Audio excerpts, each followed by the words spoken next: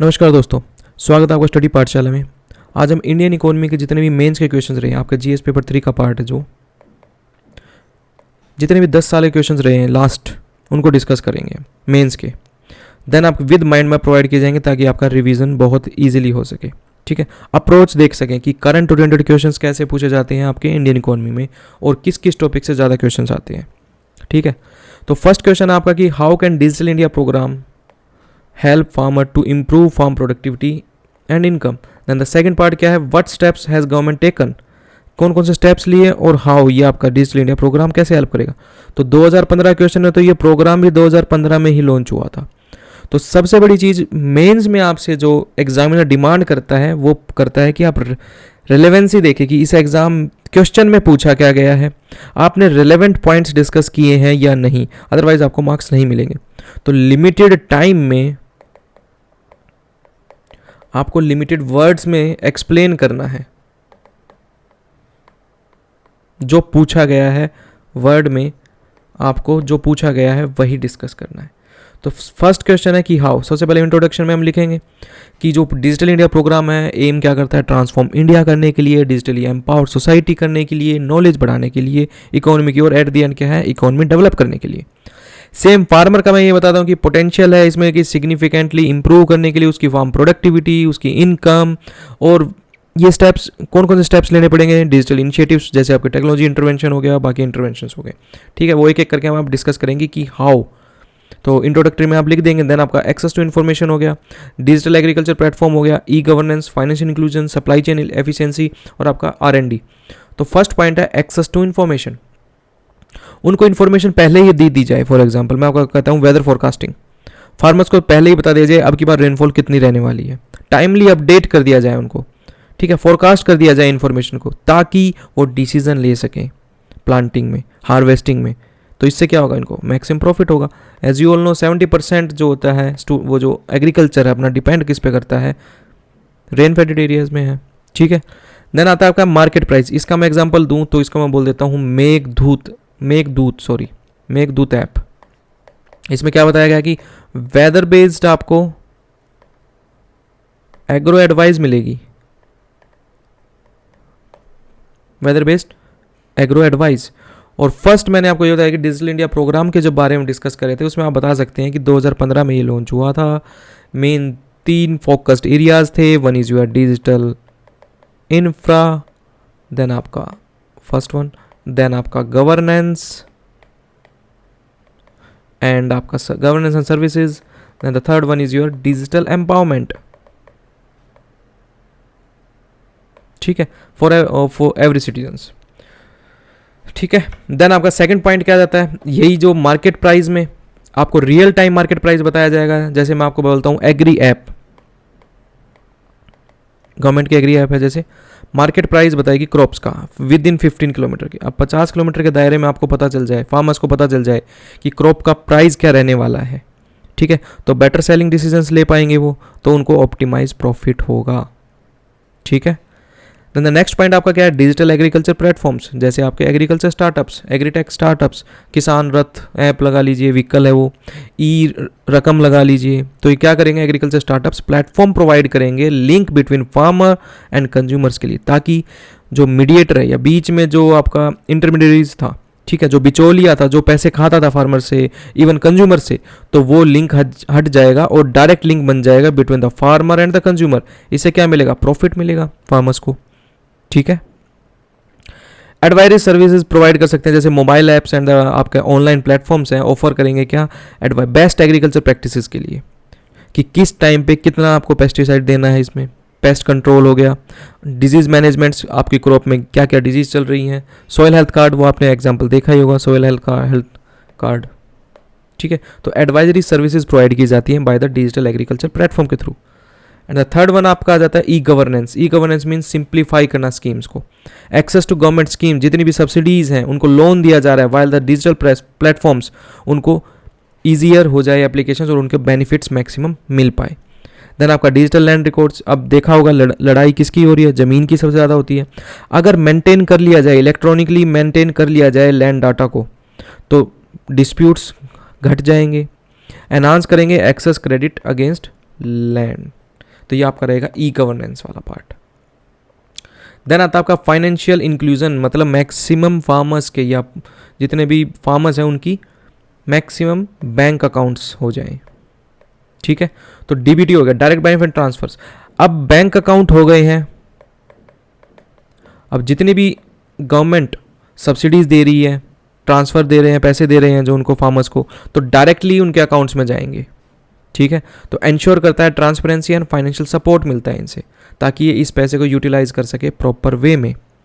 Then आपका micro finance and digital payments. Micro finance में आपका आ गया self help groups. Digital payment क्या करेगा, क्विक ट्रांजैक्शंस मिलेंगे थ्रू डिजिटल पेमेंट्स, इससे इंप्रूव होगा उनका जो जितना भी उनका एक्सेस टू क्रेडिट होगा परचेजिंग इनपुट्स लेने के लिए, ताकि वो आउटपुट्स ज़्यादा दे सके। सीड्स लेके आना है, फर्टिलाइजर्स लेके आने हैं, पेस्टिसाइड्स लेके आने हैं, तो सारी चीज़ों का अगर परचेजिंग इनपुट्स के लिए इनके पास पैसा है, क्विक ट्रांसफर उनके पास पैसा आ गया है bye the government and by other mean, तो वो क्या कर पाएंगे, आउटपुट तभी तो ज़्यादा आ पाएगा एग्रीकल्चर में, right. And the next one is your supply chain efficiency. Supply chain efficiency में क्या रहेगा आपका, लॉजिस्टिक सॉल्यूशंस। जितने भी पेरिसेबल गुड्स हैं उनको टाइमली अगर पहुंचा दिया जाए तो जो भी वेस्ट होगा वो रिड्यूस हो जाएगा। तो डिजिटल टूल्स का यूज़ करना मैनेज आपका logistics from the input procurement to produce distribution and reduce cost, ठीक है। तो ये लॉजिस्टिक सॉल्यूशंस प्रोवाइड करेंगे। वही मैंने आपको अभी बताया कि पेरिसेबल जो गुड्स हैं उनको टाइमली अगर पहुंचा दिया जाए परचेजर्स के पास तो इनको मैक्सिमम तो प्रॉफिट मिलेगा उसका। अब वेस्ट ही हो गया है, फ्रूट्स अगर वेस्ट हो गए हैं, सब्जी अगर जो वेस्ट हो गई है, तो उनका तो कोई यूज़ ही नहीं है ना, कोई कंज्यूमर बाय ही नहीं करेगा, तो उनको प्रॉफिट मिलेगा नहीं फार्मर्स को। तो लॉजिस्टिक सॉल्यूशन में यही है कि प्रोसेसर ऑफ डिस्ट्रीब्यूशंस जल्दी जल्दी पहुंच सके। देन आपका आता है कोल्ड स्टोरेज। मैं यही बोला था अभी, पेरिसेबल गुड्स 10 से 15 दिन का अगर जिसका टाइम होता है, कोल्ड स्टोरेज से बढ़ के इसका मैं बोलता हूँ 30 डेज इंक्रीज हो गया। तो अगर टेक्नोलॉजी का यूज़ करके उनके पास कोल्ड स्टोरेज मॉनिटर कर सकें टू प्रिजर्व क्वालिटी, रिड्यूस आपका पोस्ट हार्वेस्ट। जितने भी पोस्ट हार्वेस्ट लॉस किस वजह से होते हैं, वेस्ट की वजह से होते हैं, ठीक है, लॉजिस्टिक की वजह से होते हैं। तो कोल्ड स्टोरेज का अगर सोल्यूशन प्रोवाइड कर दिया जाए टेक्नोलॉजी की हेल्प से, तो वेस्ट भी कम होगा और उनकी पोस्ट हार्वेस्ट लॉसेज भी कम होंगे और इनका मैक्सिमम प्रॉफिट मिलेगा फार्मर्स को। तो supply chain efficiency. Now next one क्या है, रिसर्च एंड डेवलपमेंट। R&D की जाए, डाटा एनालिटिक्स हो कि इस साल, मैं आपको यही कहता हूँ कि इस साल रेनफॉल बहुत कम हुई। मैं वेदर फोरकास्ट से पता किया कि रेनफॉल नेक्स्ट ईयर बहुत अच्छी होने वाली है। तो उस फोरकास्ट से आपको जितना भी डाटा है, इस साल कितनी प्रोक्योरमेंट हुई, मतलब कितने फार्मर ने सेल किए प्रोडक्ट्स, क्रॉप्स की यील्ड कैसी रही, वो पता लग जाए। इस साल नेक्स्ट ईयर क्या रही, उससे अगले साल क्या रही, इस साल क्या इश्यूज थे कि वो कम रही, इस साल क्या क्या मेन पॉइंट्स थे, या क्या क्या मतलब रेनफॉल कितनी हुई, उससे कितनी मैक्सिमम प्रोडक्टिविटी आई। तो इन पॉइंट से क्या पता चलता है, बिग डाटा इनपुट से गाइड मिलती है फार्मर्स को, ठीक है, टुवर्ड बेटर क्रॉप यील्ड के लिए। Sustainable farming practice through the research findings, जितनी भी रिसर्च फाइंडिंग्स होगी। सोयल हेल्थ कैसी है, मैंने आपको बताया था अभी, सोयल हेल्थ कार्ड्स, ठीक है, क्या ये डेटेरिएट होती जा रही है फर्टिलाइजर्स पेस्टिसाइड्स का यूज़ कर करके, तो ऐसा क्या यूज़ किया जाए, क्या फार्मिंग की जाए। तो ये सारा किस पे डिपेंड करता है, डाटा एनालिटिक्स पे, राइट। तो ये हमने फर्स्ट पार्ट अभी कंप्लीट किया, हाउ वाला पार्ट कंप्लीट किया है अभी अभी। देन नेक्स्ट आपसे पूछा जाएगा व्हाट स्टेप्स, ये इंपॉर्टेंट हो जाता है कि गवर्नमेंट ने कौन कौन से स्टेप लिए हैं। तो these are the steps government initiative in the agriculture में। तो फर्स्ट स्टेप आपका क्या है, डिजिटल एग्री सॉल्यूशंस, आपका ई-नैम जैसे नेशनल एग्रीकल्चर मार्केट प्रोवाइड की, डायरेक्ट ट्रेडिंग एग्रीकल्चर प्रोडक्ट्स का through online portal, better price मिलेगा इनको फार्मर्स को, रियलाइजेशन होगा कि मतलब रियलाइज किए जाएंगे कि किस तरीके का प्राइस मिल रहा है इनको, राइट। डायरेक्ट कंज्यूमर्स को मिल रहा है, बीच में इंटरमीडियरीज हैं या आपके बिचौली हैं वो पैसा नहीं खा रहे हैं। तो ये मार्केट प्लेस है, e NAM market place by the government initiative है डिजिटल एग्रीकल्चर सॉल्यूशन के लिए। देन आता है आपका Kisan Suvidha app, comprehensive app है, ऑल इन वन बोल सकते हैं हम इसको, ठीक है। फार्मर्स को आपको वेदर इन्फॉर्मेशन देगा, मार्केट प्राइस देगा, एडवाइजरी सर्विस देगा इन वन प्लेस, ठीक है। ये गवर्नमेंट इनिशिएटिव स्टार्ट किया है।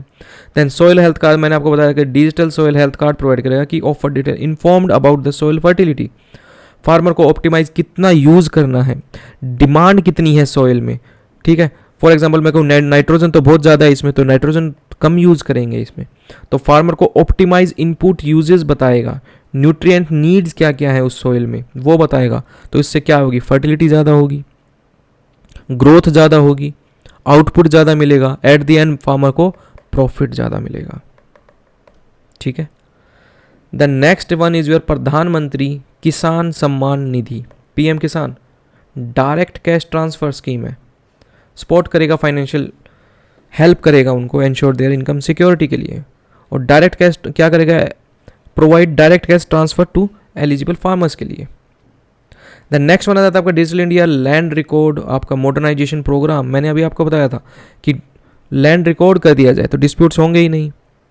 ठीक है, तो डिजिटलाइज लैंड अक्रॉस स्टेट्स, जितने भी स्टेट्स हैं उनमें अगर लैंड रिकॉर्ड्स है डिजिटाइज किया गया है तो डिस्प्यूट्स रिड्यूस करेगा, improve farmer access to credit करेगा जाएगा। ठीक है। नेक्स्ट वन आ जाता है आपका self employment and self development scheme. इसमें डिजिटल लिटरेसी इंप्रूव करना, इनिशिएटिव एम एट आपका इंप्रूव करना digital skills among the farmers, ताकि उनकी डिजिटल लिटरेसी बढ़ सके। अब नॉलेज ही नहीं है काफ़ी फार्मर्स को कि कैसे इस ऐप का यूज़ किया जाए, सोयल हेल्थ कार्ड का किस तरीके से यूज़ किया जाए, क्या क्या गवर्नमेंट की स्कीम्स है जो डायरेक्ट बेनिफिट ट्रांसफर्स दे रही हैं। ठीक है, तो इफेक्टिवली यूज़ किया जाएगा डिजिटल टूल्स को टेक्नोलॉजी में इन एग्रीकल्चर, जिससे फार्मर्स की प्रोडक्टिविटी भी बढ़ेगी उनके फार्म की और उनकी प्रॉफिट भी बढ़ेगा। ठीक है, एट द एंड वो इंडिपेंडेंट हो जाएंगे, आप ये कह सकते हैं। तो कंक्लूजन में ये लिखना है कि फार्मर की प्रोडक्टिविटी, जो फार्म की प्रोडक्टिविटी और इनकम जनरेट करने के लिए better information, financial services, market opportunities, ये सारी चीज़ का एक साथ यूज़ किया जाए, वो पॉसिबल है आपका डिजिटली। तो इसका मैक्सिमम यूज़ किया जाए, इसीलिए गवर्नमेंट ने 2015 में डिजिटल इंडिया प्रोग्राम लॉन्च किया था। और ये for the betterment of farmer एक बहुत इंपॉर्टेंट पर्सपेक्टिव हो जाता है, for their profit, for their improvement. Right, तो इस टाइप के इस क्वेश्चन को आपको अटेम्प्ट करना है। अगर आपको स्कीम्स के बारे में पता होता, अगर आपको हाउ कैसे अप्रोच करना है वो पता होता, तो आपको बहुत ईजिली अच्छे मार्क्स मिल जाते। लिमिटेड वर्ड्स में लिखना होता है। ठीक है, तो चलिए अब नेक्स्ट क्वेश्चन में चलते हैं। इन what way could replacement of price subsidy and the direct benefit transfer change the scenario of the subsidy in India. अगर सब्सिडीज दी जाती हैं तो किसी भी गांव में सब्सिडीज पहुंचाने के लिए एक, मैं ये कहूँगा, एक बिचौलिया होता है, उसके पास गवर्नमेंट सब्सिडीज़ भेजती है। देन फार्मर्स आते हैं, उनसे वो सब्सिडीज़ लेते हैं कि हमें अब ये चाहिए, हमें अब ये चाहिए, इसमें सब्सिडीज़ मिल जाएगी आपको, पेस्टिसाइड हैं, फर्टिलाइजर्स हैं, सीड्स हैं, उनमें सब्सिडीज़ मिल जाती है। बट इसमें होता क्या है, जो मिडल मैन होते हैं वो ऑब्वियसली पैसा खा लेते हैं, थोड़े हायर रेट पे दे देते हैं। तो आपको ये बताना चाहिए सबसे पहले चीज़, सब्सिडी किस पार्ट में आती है। मैंने आपको बजट में कराया था, रेवेन्यू पार्ट में जो एक्सपेंडिचर है, तो आपको काफ़ी पार्ट जाता है सब्सिडीज़ में। तो अगर मैं कहूँ कि डायरेक्ट बेनिफिट ट्रांसफ़र किया जा रहा है, जिन फार्मर्स को रिक्वायरमेंट्स है, जिन फार्मर्स को ज़रूरत है, या जिन गरीब लोगों को, वीकर सेक्शंस को ज़रूरत है रियल में, तो उनको डायरेक्ट बेनिफिट ट्रांसफ़र किया जाए थ्रू बैंक अकाउंट्स। बट मैं अगर कहूँ ये बैंक अकाउंट्स हैं ही नहीं, देन तो इस तरीके से आपको कहना है इन व्हाट वे, ये डिस्कस करना है आपको।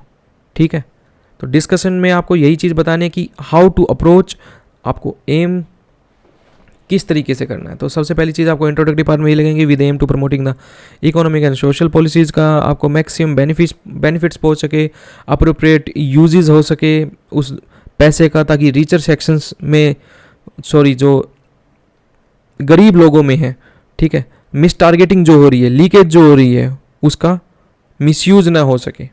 तो इसलिए आपको डायरेक्ट बेनिफिट ट्रांसफ़र कराया जाएगा।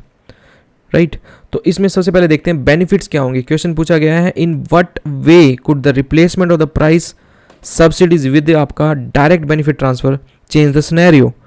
तो बेनिफिट्स बताएंगे तभी तो आपका सिनेरियो चेंज होगा। तो सबसे पहले आपको क्या है, targeting and efficiency. Number 1, better targeting beneficiary क्या मिलेगा कि अगर टारगेट किया जाए इंडिविजुअल्स को, हाउस होल्ड्स को, आपका इंस्टेड ब्लैंकेट सब्सिडी हमने प्रोवाइड कर दी, हमने बोल दिया सीड्स के लिए सब्सिडीज़ हैं, बट हम डायरेक्ट फार्मर्स को ही टारगेट करें कि इतनी ज़मीन से नीचे जो लोग होंगे, 2 हेक्टेयर से ज़मीन से नीचे जो लोग होंगे, उनको हम डायरेक्ट बेनिफिट ट्रांसफ़र दे रहे हैं सीड्स प्रोडक्शन के लिए, पैसा प्रोवाइड कर रहे हैं उनको, तो टारगेट मिल जाएगा उनको, इंडिविजुअल्स, हाउस होल्ड्स के लिए। तो ब्लैंकेट सब्सिडी खत्म हो जाएगी, डिपेंडेंसी खत्म हो जाएगी, बेटर टारगेटिंग। तो बेनिफिट मिलेगा उनको, जेन्युइनली जो बेनिफिट चाहिए उनको, जो रिचर सेक्शंस के पास जो पहुंच पा रहा है, मिस टारगेटिंग जो हो पा रही है, लीकेजेस जो हो रहे हैं वो आपके कम हो जाएंगे. तो ensure benefit reach genuinely need the eligible beneficiaries. Then आपका क्या करता है, reduction in the middle man. मैंने आपको अभी बताया कि सब्सिडीज लेने के लिए मिनिमाइज रोल कर दिया जाएगा, मिडल मैन का कम से कम रोल हो जाएगा. इससे क्या मिलेगी, एफिशिएंसी बहुत बढ़िया निकल के आएगी. करप्शन, जो मैंने आपको बताया था कि आ तो 100 पैसा रहा है, 100 रुपये आ रहे हैं फॉर एग्जांपल गवर्नमेंट की तरफ से सब्सिडीज, सीड सब्सिडीज़ के लिए, फार्मर को दिया जा रहा है आपको मैं कहता हूँ 110 रुपये में. तो 10 रुपये का जो बीच में जो झोल हो रहा है, करप्शन हो रहा है बाय द मिडल मैन, वो हट जाएगा. ठीक है, तो टारगेटिंग एंड एफिशिएंसी इंप्रूव होगी उससे. Reduce fiscal burden, obviously subsidies का जो प्रॉपर यूज किया जाएगा, ठीक है, जितने भी लूप होल्स हैं उनको हटा दिए जाएंगे, मिस टारगेटिंग उनको हटा दिया जाएगा, लीकेज को हटा दिया जाएगा, तो ऑब्वियसली फिस्कल बर्डन रिड्यूस हो जाएगा, कंट्रोल ओवर एक्सपेंडिचर हो जाएगा, better management target subsidies expenses रहेंगे, फिस्कल डेफिसिट कम रहेगा, रीअलोकेट कर सकते हैं हम उस पैसे को. ठीक है, क्रिटिकल सेक्शंस में, फॉर एग्जांपल आपका हेल्थ है, एजुकेशन है, उन सेक्शंस में इन पैसे को यूटिलाइज किया जा सकता है.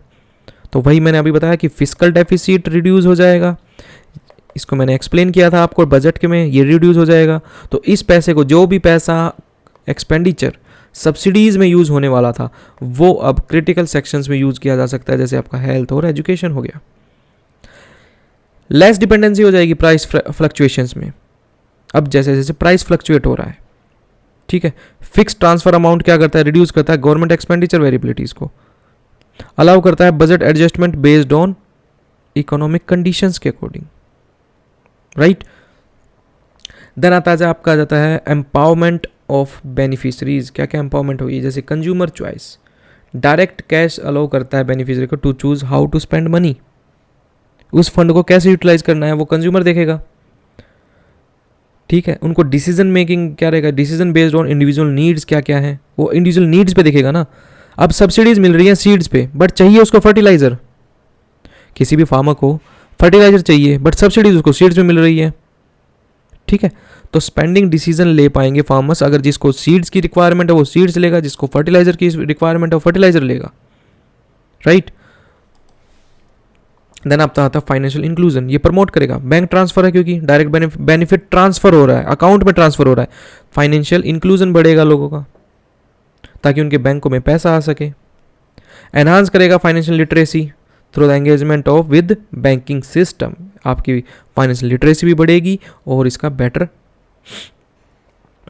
बैंक अकाउंट्स भी ओपन होंगे. तो this is your empowerment of beneficiaries. Then next आ जाता है आपका ट्रांसपेरेंसी एंड अकाउंटेबिलिटी रहेगी. अब डायरेक्ट बैंक में ट्रांसफर हो रहे हैं तो मॉनिटरिंग इंप्रूव होगी, इससे डिजिटल रिकॉर्ड रहेगा कि किसके अकाउंट में कितना पैसा गया है. कैन हेल्प आपको आइडेंटिफाई कर सकता है इनएफिशिएंसी, फ्रॉड, मिसयूज, ये सारी चीज़ें आइडेंटिफाई की जा सकती हैं. ईजिली मनी ट्रांसफर किया जाता है, ऑडिट किया जा सकता है ईजिली. तो ये सारे आपके इंप्रूव मॉनिटरिंग रहेगा. देन आपका participation of technology, proper utilization of technology, जैसे आपका बायोमेट्रिक वेरिफिकेशन हो गया, मोबाइल बैंकिंग हो गया. अब ओटीपी तो आपके ही बैंक अकाउंट में आएगा, आपके ही बैंक उसमें आएगा. ठीक है, तो आपका क्या करेगा, एनहांस ट्रांसपेरेंसी एंड आपके सब्सिडी डिसबर्सल्स को. ठीक है, तो रहेगा आपका transparency and accountability. The next one आपका sustainability and adaptation. Flexible in subsidy designs रहेगा कि डायनेमिक अप्रोच यूज करेंगे अब हम. ठीक है, स्टैटिक अप्रोच नहीं रहेगी कि इकोनॉमिक कंडीशन क्या है, इन्फ्लेशन किस तरीके से चल रही है, किस तरीके की इन्फ्लेशन है, इकोनॉमिक कंडीशन है, उसको देखते हुए डायनेमिक एडजस्टमेंट रहेगा. ठीक है, मेंटेन करना real time transfer over time, real value of the transfer over time. Then encourage करेगा जो आपके अल्टरनेटिव सोर्स ऑफ सपोर्ट है, जैसे आपका cash transfer can lead to investment in the livelihood और एजुकेशन. फोस्टर करेगा आपका overall economic development and empowerment. ये आपकी रहेगी सस्टेनेबल एंड एडेप्टेशन अप्रोच. ठीक है, तो इस तरीके से हम इस क्वेश्चन को डिवाइड करना है, देन आपको लिखना है इसको. ठीक है, देन आपको बताना, कंक्लूजन में ये बताना है कि replacement of the price subsidies and with DBT has the potential to transfer the subsidy है ना, by enhancing efficiency, targeting, empowerment, transparency, sustainability, इन पॉइंट्स को आप लिख सकते हैं, ठीक है। बट केयरफुली कंसिडरेशन करना पड़ेगा टू एड्रेस द चैलेंजेस, जितने भी चैलेंजेस हैं, जैसे जैसे आपका डिजिटल डिवाइड चैलेंज है, लोगों को लिटरेसी ही नहीं है, ये चैलेंज फेस करना पड़ेगा।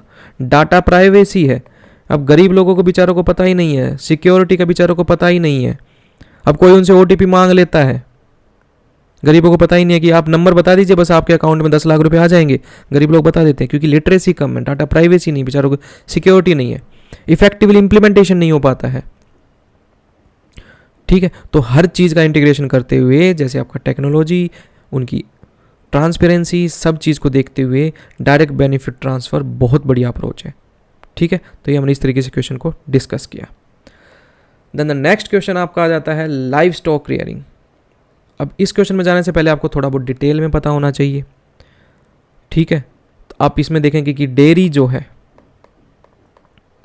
5% देती है इंडियन इकोनॉमी कंट्रीब्यूशन में, और मैं कहूँ आपका लाइव स्टॉक प्लस आपका एग्रीकल्चर, इसको क्या बोलते हैं, मिक्स्ड फार्मिंग बोलते हैं। क्वेश्चन भी आए हुए हैं ये, मिक्स्ड फार्मिंग। तो livestock rearing has the big potential for providing non farm employment. तो मिक्स्ड, मैं वही बोल रहा था अभी कि मिक्स्ड फार्मिंग करने की ज़रूरत है अब लोगों को, फार्मर्स को, ताकि उनकी इनकम जनरेट हो सके, डिपेंडेंसी ना रहे ओनली एग्रीकल्चर पे कि अब की बार बारिश नहीं हुई है, अगर अब की बार उनको अच्छा हार्वेस्टिंग, पोस्ट हार्वेस्टिंग के बाद जो उनको जो पैसे मिलने थे वो अच्छे नहीं मिले हैं, तो उनकी इनकम में हेल्प करेगा नॉन फार्म एम्प्लॉयमेंट। डिस्कस करना है हमने, सजेस्ट करने हैं सुटेबल आपके मेजर्स को देखते हुए to promote you in this sector, right. तो सबसे पहले आपको देखना है वही इंट्रोडक्टरी पार्ट में क्या लिखना है, वही livestock rearing play vital role in providing non farm employment के लिए। एग्रीकल्चर सेक्टर में काफ़ी चैलेंजेस हैं, जैसे आपका लैंड डिग्रेडेशन हो रहा है, आपका क्लाइमेट चेंजेस मैंने अभी डिस्कस किया था आपसे, प्राइस, क्रॉप्स का जो प्राइस है वो फ्लक्चुएट हो रहा है, ऊपर नीचे चलता है, ठीक है, वो फ्लक्चुएट हो रहा है, इन्फ्लेशन का काफ़ी फैक्टर पड़ता है, ठीक है। तो लाइव स्टॉक रियरिंग क्या ऑफर कर रहा है, एक सस्टेनेबल अल्टरनेट प्रोवाइड करता है, alternative source of income provide कर रहा है, ठीक है। ये सेक्टर क्या एनहांस करेगा, आपकी food security, nutritional status,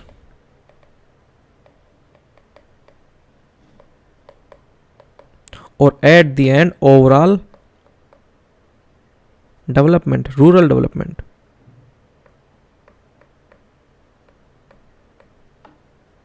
right, तो एक एक करके हम इसको डिस्कस करेंगे अब, जितने भी पॉइंट्स हैं। सबसे पहली चीज income generation, stable income source मिल जाएगा उनको कि अगर milk product, meat product, eggs, wool, ये सारे बाय प्रोडक्ट्स हैं, उनको अगर बेचते हैं तो स्टेबल इनकम मिलेगी उनको। सप्लीमेंट मिल जाएगा, मैंने बताया ना कि क्रॉप प्रोडक्शन तो है ही है, बट साथ में एक सप्लीमेंट्री इनकम भी आ रही है उनको, ठीक है। Specially beneficiary in the uncertain agriculture conditions, मैंने आपको बताया वेदर फोरकास्टिंग, जैसे आपकी यार बारिश हुई नहीं, ठीक है, वेदर फोरकास्ट में डिस्कस हुआ कि अब क्या बारिश नहीं होने वाली है, अब क्या करें, फार्मर क्या करेंगे, अब उनके पास कोई सोर्स ऑफ इनकम ही नहीं है, तो this is your income generation provide करेगा, specially in the beneficial in uncertain agriculture condition को देखते हुए। एटलीस्ट आपका खाने पीने का तो गुजारा चलेगा फार्मर्स का। देन आता है employment opportunity, non farm employment, create job करेगा, जैसे आपके वेटरन सर्विसेज हो गया, फीड सप्लाई हो गया, ब्रीडिंग सर्विसेज हो गया, ये सारी चीज़ non farming employment opportunities provide करेगा। वैल्यू एडिशन प्रोसेसिंग, जैसे आपके डेयरी प्रोडक्ट्स, मीट प्रोसेसिंग्स, जैसे आपके फूड प्रोसेसिंग जितने भी प्रोडक्ट्स रहेंगे, पैकेज्ड फूड जो आता है आपका, जैसे आपने देखा होगा अब मिल्क भी आपका पैकेट में आता है, वीटा का हो, मदर डेयरी का हो, किसी भी चीज़ का, तो नॉन फार्म एम्प्लॉयमेंट तो इंक्रीज हो रही है ना उससे, ठीक है।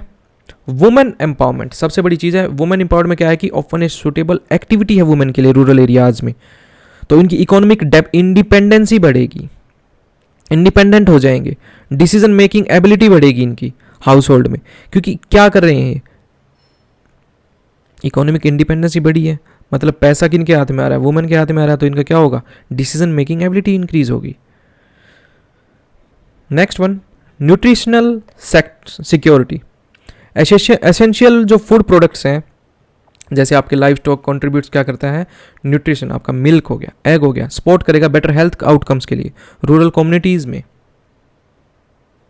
देन आपका सस्टेनेबल रूरल डेवलपमेंट जो रहेगी, integrated farmer practices, livestock contribute क्या करेगा, fuel and fertilizer for the farmer, जो इधर से पैसा आएगा वो यूज़ कर पाएगा ना इधर। क्रॉप यील्ड इंक्रीज होगी इससे, जो ये पैसा इसने लगाया, जो यहाँ से खरीदा था उस यहाँ लगाया, तो क्रॉप यील्ड बढ़ेगी, ठीक है, through your integrated farming system के थ्रू। तो ये सस्टेनेबल रूरल डेवलपमेंट में हेल्प करेगा। नेक्स्ट, ये था आपका फर्स्ट पार्ट। अब क्वेश्चन नेक्स्ट क्या है, सजेस्ट आपका डिस्कस करना है, देन सजेस्टिंग सुटेबल मेजर्स, ये इंपॉर्टेंट हो जाता है, क्या क्या मेजर्स लिए जाए। तो फर्स्ट वन आ जाता है आपका policy support and initiative, subsidies and the financial assistance, provide की जाए subsidies for the animal husbandries, feed, veterinary के जो केयर्स हैं, इंफ्रास्ट्रक्चर डेवलपमेंट है, लो इंटरेस्ट में उनको लोन दिया जाए लाइव स्टॉक परचेज करने के लिए, तो farmer equipment and the farmer equipments के लिए, तो policy support initiative, the subsidies दी जाए, फाइनेंशियल असिस्टेंस दिया जाए।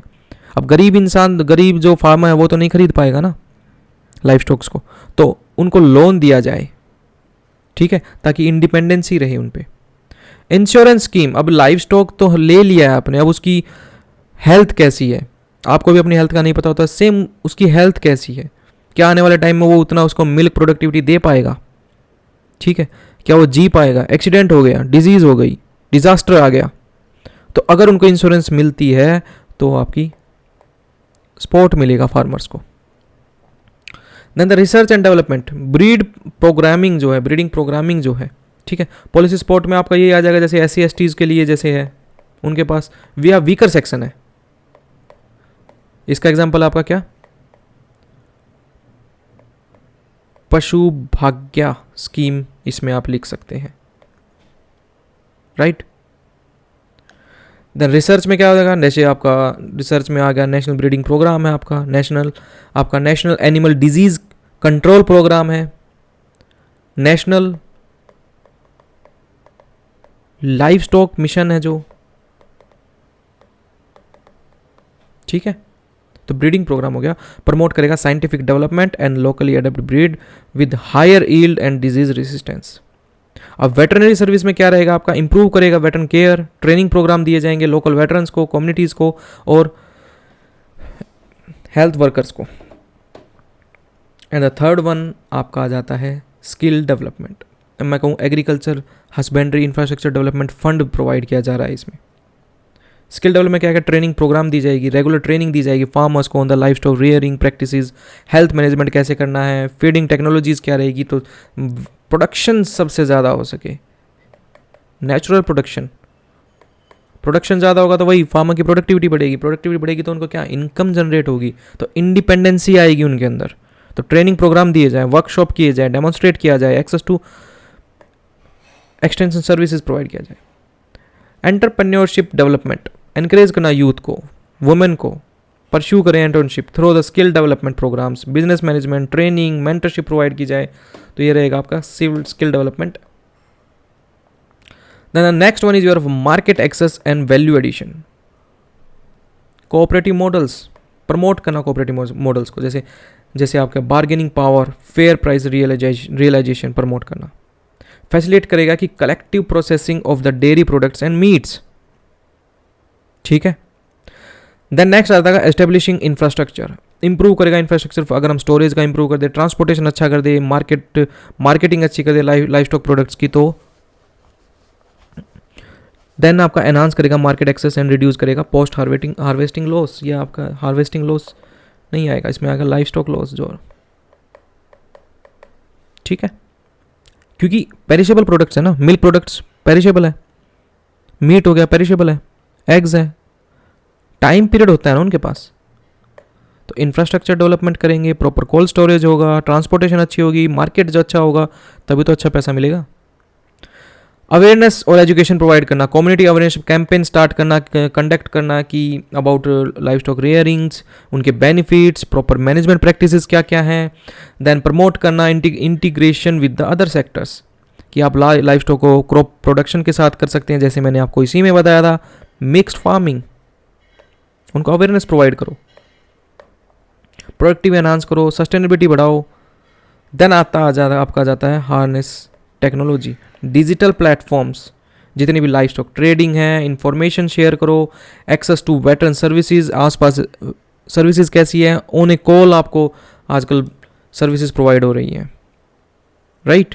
तो these are the most important points for your major promote life stock rearing. तो इसमें ये बताया कि स्पॉटिंग पॉलिसीज अगर मिले, इंप्रूव इंफ्रास्ट्रक्चर हो, एनहांस एजुकेशन की जाए, ट्रेनिंग की जाए और लिवरेजिंग टेक्नोलॉजीज प्रोवाइड की जाए, government and stakeholder can boost this sector. और एट द एंड फार्मर की इनकम जनरेशन और प्लस करेगा वो कुछ ना कुछ क्रॉप बिल्डिंग में भी, में जो पैसा आया है प्लस आपके इनकम जनरेशन, इसमें फार्मर को हेल्प मिलेगी, राइट। तो इसमें आपको एक कंक्लूजन पार्ट में लिख सकते हैं। ओके, नेक्स्ट क्वेश्चन क्या है, कॉन्ट्रैक्ट फार्मिंग से रिलेटेड है। In the view of declining average size of land holding, अब आपको इसमें क्या बताना है, has made agriculture non viable for the majority of farmer, should contract farming, land leasing by promoted in agriculture. Critically evaluate करना है, critically evaluate मतलब आपको फेयर जजमेंट एक निकाल के लेके आना है, डिमांड कर रहा है एग्जामिनर आपको फेयर जजमेंट, ठीक है। प्रोज एंड कॉन्स तो लिखना ही है, देन आपको फेयर जजमेंट प्रोवाइड करना है, एक एविडेंट, ठीक है। देन इसमें क्या बताया कि एक आपको ही पता है, ब्रीफली अगर मैं बताऊं तो एवरेज 1.2 हेक्टेयर पर फार्मर के पास जमीन है एट प्रेजेंट, और 85% फार्मर्स मार्जिनल फार्मर्स है, मतलब इनके पास बहुत कम जमीन है, इवन 1 हेक्टेयर से कम जमीन है। तो ये पता होना चाहिए basic details. Now next one is your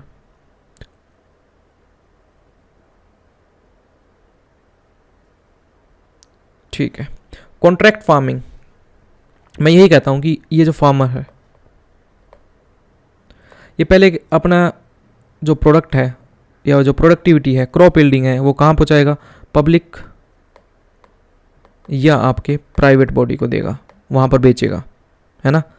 then ये पब्लिक एंड प्राइवेट बॉडी किसको बेचती है, कंपनी को। मैं आपको लेज का एग्जांपल लेता हूँ। आलू पहले इसने किसको दिया, फार्मर ने, जहाँ पर ट्रांसपोर्ट करके एक पब्लिक कंपनी है या प्राइवेट बॉडी है उनको प्रोवाइड किया, एक मिडल मैन बोल सकते हैं इसको आप मिडल मैन बोला जा सकता है। देन ये किसको प्रोवाइड करेगा, कंपनी को। तो कंपनी ये कहती है, या आपका जो कॉन्ट्रैक्ट फार्मिंग है इसमें क्या बोला गया है कि कंपनी डायरेक्ट फार्मर से कॉन्ट्रैक्ट कर रही है कि आप हमें इतना आलू बोके दो और ये टाइम पीरियड पे इतने इतने आपको पैसा मिलेगा। तो फार्मर उस प्रोडक्ट को बेचेगा क्योंकि उसको डायरेक्ट पैसा मिल रहा है ना कंपनी से। तो this is called your contract farming. इसके प्रोज भी हैं, कॉन्स भी हैं, वो आपको डिस्कस करेंगे हम एक एक करके। सबसे पहले guaranteed market access, assured buyer मिल गया, अब उनको रिस्क रिड्यूस हो गया है। अब फार्मर पहले अपने प्रोडक्ट को लेके जाता है मार्केट में कि क्या प्राइस चल रहा है, किस प्राइस पे इन्फ्लेशन देखते हुए करेगा, बट अब आपको अश्योर्ड बायर है, आपकी एक तरह से सैलरी बंध गई है ना। तो क्या करेगा, मार्केट फ्लक्चुएशन पे जो दिक्कत होगी, डिमांड अनसर्टेनिटी क्या चल रही है, इन पे तो मैटर ही नहीं करता ना आपको, क्योंकि सैलरी आ रही है एक तरह से। देन प्राइस स्टेबिलिटी मिल जाएगी, provide better financial predictability for farmer. Access to input technology, corporate provide करता है, जैसे सीड्स देगा उनको, फर्टिलाइजर प्रॉपर में, क्योंकि उनको बेस्ट प्रोडक्ट चाहिए।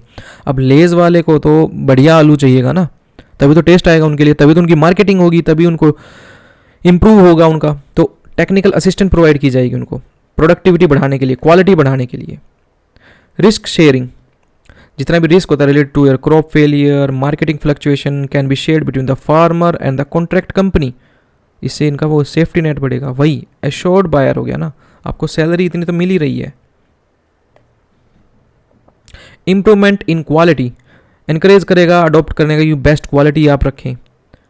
एनहांसिंग मार्केटेबिलिटी, कंज्यूमर सेटिस्फैक्शन चाहिए। एट द एंड कंपनी का गोल क्या है, कंज्यूमर सेटिस्फैक्शन, तभी तो वो मार्केट में दोबारा बिकेगा प्रोडक्ट, लेस दोबारा तो बिकेगा। तो दीज आर द पॉइंट्स। अब कॉन्स क्या क्या है, सबसे पहले लॉस ऑफ ऑटोनमी, अब एक ये बंधुआ मजदूर बन के, या एक आपको बोल सकते हैं एक सैलरी वाला इंसान बन के रह गया है एक फार्मर। कैसे? क्योंकि इसने कॉन्ट्रैक्ट कर लिया है 10 साल का या 5 साल का, जितने भी साल का उसने कॉन्ट्रैक्ट कर लिया है। ठीक है, तो dependency on the company for input market access में रिड्यूस द फार्मर ऑटोनॉमी, कि फार्मर फार्मिंग डिसीजंस अब वो खुद से नहीं ले रहा है, कंपनी बता रही है कि क्या क्या चीज़ें यूज करनी है। Inequitable contract, power of imbalance can lead to exploitative contract, especially the farmer lacking the bargaining power नहीं है बेचारे के पास। अब किसी के पास में यही 2 हेक्टेयर से कम ज़मीन है, ठीक है, अब ये इसमें बोए तो क्या बोए। अब यही कंपनी आती है इस फार्मर के पास कि आप हमें ये ज़मीन दो या लीज आउट करो इस ज़मीन को, ताकि ये 2 हेक्टेयर के क्या ये बना लेगा, 10 हेक्टेयर बना लेगा। अब इस 10 हेक्टेयर में प्रॉपर आलू बोएगा।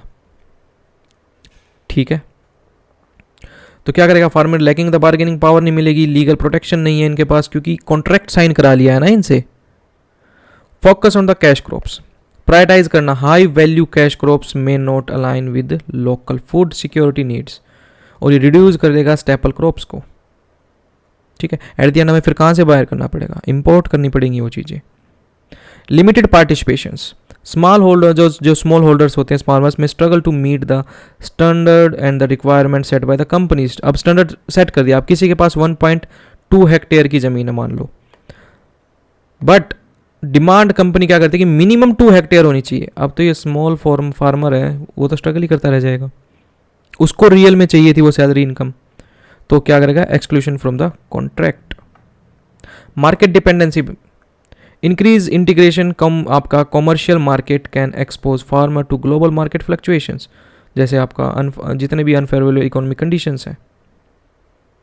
ठीक है, तो दीज आर द पॉइंट्स जो आपके कॉन्ट्रैक्ट फार्मिंग और आपसे इससे रिलेटेड है।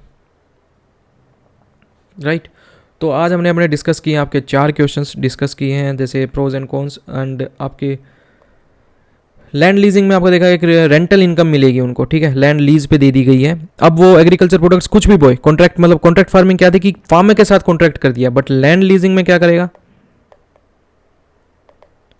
अब लैंड लीजिंग में क्या करेगा कि रेंटल इनकम मिलेगी, वो जमीन के साथ कुछ बोए, चाहे उसको खाली रखे, उसका मैटर नहीं करता, बट फार्मर को तो एक इनकम मिल रही है ना डायरेक्टली। ठीक है, agriculture product offer they are receive rental income while transferring the risk and the responsibility farmer to the जो भी बाय करने वाला है। तो प्रोज क्या होगा? इंक्रीज करेगा land utilization, income generation for land loaders बढ़ जाएगी। सेम पॉइंट्स है लगभग इसके साथ साथ। एक्सपेंशन ऑफ एग्रीकल्चर प्रोडक्शन, अब वो अपने अकॉर्डिंग देखेगा, फ्लेक्सिबिलिटी बढ़ेगी, मोबिलिटी बढ़ेगी, लो इन्वेस्टमेंट रिस्क हो जाएगा। ठीक है, देन आपके कॉन्स में क्या आ जाएगा? लैंड टेन्योर सिक्योरिटी सबसे बड़ा फैक्टर हो जाता है। ठीक है, स्मॉल होल्डर्स के लिए। ठीक है, अबाउट देयर लूजिंग लैंड, कि वो कहीं उसकी ज़मीन बाय ही ना कर ले। पोटेंशियल एक्सप्लॉयटेशन होता है फार्मर्स का, सोशल इनइक्वालिटी आती है, इससे डिक्लाइन होता है काफ़ी ट्रेडिशनल फार्मिंग प्रैक्टिसेस, और लॉस ऑफ लोकल नॉलेज। ठीक है, शॉर्ट टर्म टेनेंट्स क्या करेंगे? लैक ऑफ नॉलेज की वजह से लॉन्ग टर्म फार्मर्स जो पोजेस करते हैं उनके पोटेंशियल लीड्स करेंगे, डिग्रेड कर देंगे एग्रीकल्चर प्रैक्टिसेस से, उस एनवायरनमेंट को डिक्रीज कर देंगे, उस सोयल को डिक्रीज कर देंगे, मतलब ख़राब कर देंगे। ठीक है, तो लोकल नॉलेज नहीं है उनको, तो मैक्सिमम प्रोडक्ट चाहिए, मैक्सिमम प्रोडक्शन चाहिए, उसकी ज़मीन के साथ वो कुछ करे, क्योंकि फार्मर ने तो लैंड लीज पे दिया ना, रेदर देन कॉन्ट्रैक्ट फार्मिंग। ठीक है, तो promoting contract farming and land leasing in India present बहुत सिग्निफिकेंट अपॉर्चुनिटीज भी हैं, बट चैलेंजेस भी हैं साथ साथ। उन चैलेंजेस को ध्यान देखते हुए उनकी प्रोडक्टिविटी, मार्केट एक्सेस, उनकी इनकम जनरेट करते हुए, और रिस्क रिलेटेड जितने भी एक्सप्लॉयटेशंस हैं, लॉस ऑफ ऑटोनॉमी है, सोशल इनइक्वालिटीज़ है, that must be carefully managed. अगर ये मैनेज किए जाएंगे तो ही ये सक्सेसफुल मॉडल है। तो सस्टेनेबल एग्रीकल्चर एनवायरनमेंट के लिए Indian government and stakeholder should implement supportive policies देनी चाहिए, लीगल फ्रेमवर्क्स प्रोवाइड करने चाहिए, बेस्ट प्रैक्टिसेस देने चाहिए that empower smallholders and the weaker section of the our society, our farmers, ensure fair contract, protect their rights of farmers. तो एक balanced approach रखनी चाहिए, ताकि कंसिडरेशन में रहनी चाहिए, ताकि जो लोकल फार्मर्स की जो नीड्स हैं, उनकी वॉइसेस हैं, essential for making these models. क्योंकि एट द एंड हम देखो यहाँ प्रोज में तो देखो हर चीज़ में हमने क्या दिखा कि फार्मर की इनकम जनरेट हो रही है, बट कॉन्स में क्या देखा? काफ़ी उनको लॉसेस भी हो रही हैं। तो उस पर ज़्यादा फोकस करना है हमें rather than your pros. At the end हम क्या कर रहे हैं, फार्मर की इनकम इंक्रीज करना चाहते हैं, उनकी इंडिपेंडेंसी इंक्रीज करना चाहते हैं, तो उस पर फोकस किया जाए गवर्नमेंट और प्राइवेट सेक्टर के द्वारा, तो ये बहुत अच्छा मॉडल रहेगा, राइट। तो आज हमने आपके 4 क्वेश्चन डिस्कस किए हैं with model answer with your mind maps, तो ये आपके प्रोवाइड कर दिए जाएंगे। Thank you and have a nice day.